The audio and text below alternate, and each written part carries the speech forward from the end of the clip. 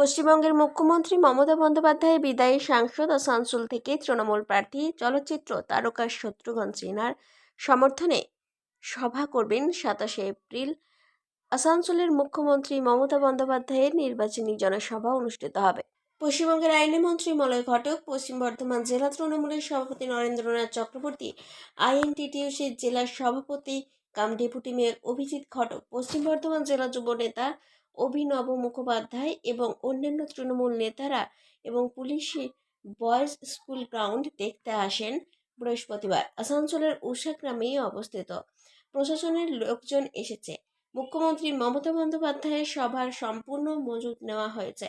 এই বিষয়ে জেলা সভাপতি নরেন্দ্রনাথ চক্রবর্তী বলেছেন যে আজ আমরা এই মাঠটি পরিদর্শন করতে এসেছি। এরপরে প্রশাসনিক আধিকারিকদের সাথে কথা বলে সিদ্ধান্ত নেওয়া হবে। মুখ্যমন্ত্রী 27 এপ্রিল আসানসোলে বৈঠক করবেন।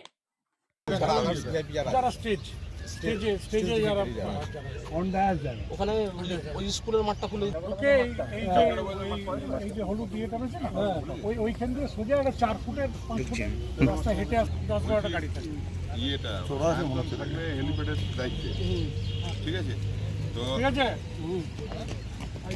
যদি আছে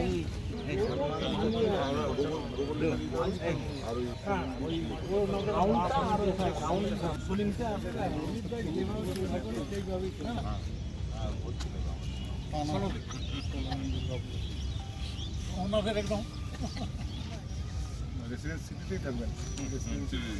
ওয়ার্ডে নিজের ওয়ার্ডে ঘোরা হবে না, কিন্তু স্লোগান বুথে জিততে হবে। তো আজকে কি হলো? আজকে কি জন্য এসেছিলেন? আগামী 27 তারিখে বাংলার মাননীয় মুখ্যমন্ত্রী, বাংলার জননেত্রী মমতা বন্দ্যোপাধ্যায় আসানসোলের মানুষের সঙ্গে কথা বলার জন্য, দেখা করার জন্য শত্রুঘ্ন সিনহার প্রচারে আসছেন।